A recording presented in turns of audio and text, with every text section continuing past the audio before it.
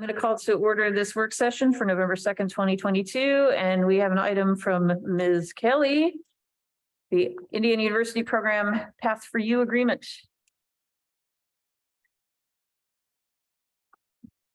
Good morning again. So just wanted to introduce this project to you for discussion. So this is considered the Path for You project. This is a partnership that the Monroe County Health Department through the Futures Family Planning Clinic would partner with Indiana University Hospital and the foundation. So the Title 10 location, our Futures Clinic would serve as a partner clinic for this program. Path for You would refer patients to us for services. There's a website portal that you can find out more information, clinics in your area, schedule an appointment, use the Explorer tool to basically, as they put it, explore different options that are available to you in the area. They could schedule an appointment for a counseling service or to actually obtain contraceptive devices. Patients are eligible for waived fees with our sliding scale. Anything that's not covered, we could then bill to the Path for You project to cover those remaining costs. The total budget is approximately $25,000 per year for this work. That is negotiable. If we happen to reach that amount, then we could renegotiate to obtain a higher amount to be able to continue providing these services to patients for the remainder of the year. Basically, the overall goal for this is to reduce infant and maternal mortality in the state of Indiana. And by that, patients do sign basically a contract that their data metrics can be obtained for research purposes and for obtaining this data to see the effectiveness of program outcomes. Information is confidential. From my understanding, I'm giving everything prior to review. So if there's not anything that I feel comfortable with, or that I feel patient privacy is not being taken into consideration, I can say that I want the information removed or changed prior to publication. Great. Thank you for the information. I guess especially considering the Indiana legislature's actions that so vital to ensure that we protect women's lives as much as we can, as we possibly can. I'm so glad to hear about the confidentiality aspect. That is amazing. Anything you all want to add? Well, I was tickled to see this program, and I sent Ms. Kelly some questions yesterday, and I'm sorry for sending them so late. So, what is the Birth Control Explorer? Is that the website that they can go to that gives them all this information? Correct. So once they're on the main web portal, the website, this is a tool that anyone, either a Path for You patient or anyone just from the general public can go on and take this. It's basically like a survey and it's kind of more like personalized care. So perhaps I'm considering starting a family in 5 years. What may or may not be the best methods of contraceptives for me to use given my personal goal. Then it can provide information. I can print that material out. I could then take it to the Title 10 clinic and discuss it at that time with the provider. I could take it to my own personal healthcare provider and discuss that information. So it's all confidential. None of that information is being collected or stored. It's simply as a tool for anyone in the public to be able to use if they are interested in personalized female reproductive care. So, in addition to what I view then as sort of an educational sort of decision tree availability with things, what are there other benefits to the patients? You said that, for example, that if it's an economic hardship for them, that this program could help pay for the birth control. Are there other things that go along with this? Correct. So They have an opportunity to see what access that they have nearest to their personal location for these types of services. This helps to provide education on Title X clinics and what services are available besides just contraceptive care. This gives someone access to any birth control method, regardless of the cost.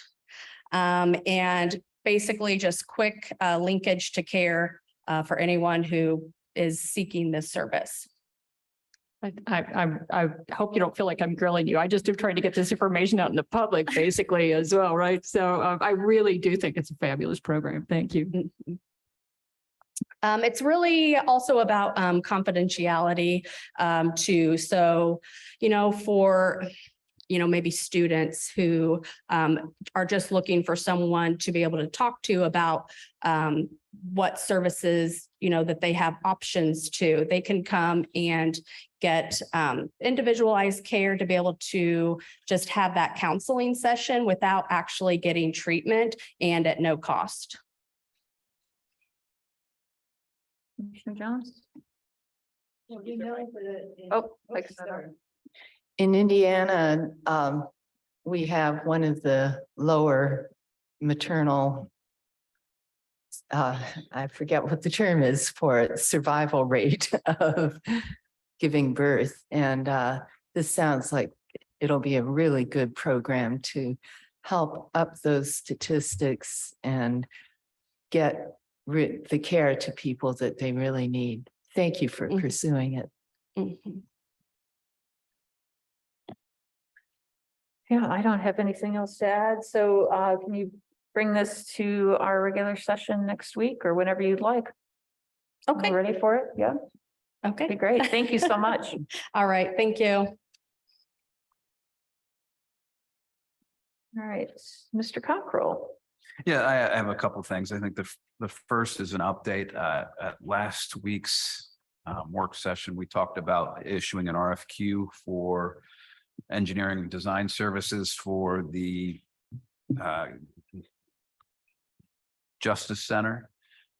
Those were issued last week, and so we expect to have responses by November 15th. And at that point in time, we will, kind of work with that committee that's involved in that and schedule some additional interviews and things like that and work through the process. But I wanted you guys to know that we have sent that out, and that's the first deadline.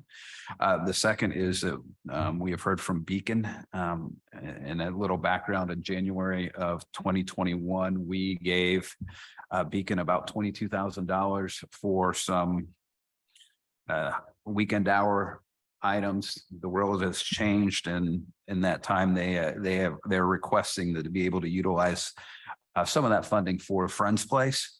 And I looked at the documents and things like that. I don't think it really is prohibited in those documents, but I think it is a change from the presentation that was associated with it. So I wanted to bring it up to you guys to see if you had any objections to that. And if you don't, we'll go ahead and allow them to do it. If you wanted to vote on it, that'd be great as well. That's totally your call.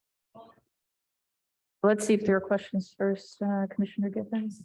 No, I know that some of the requests for the different use of the money, I guess is the best way to say it, is to support staff at a Friend's Place. And given both the location of this and the critical work that they do, I'm in favor of moving on this.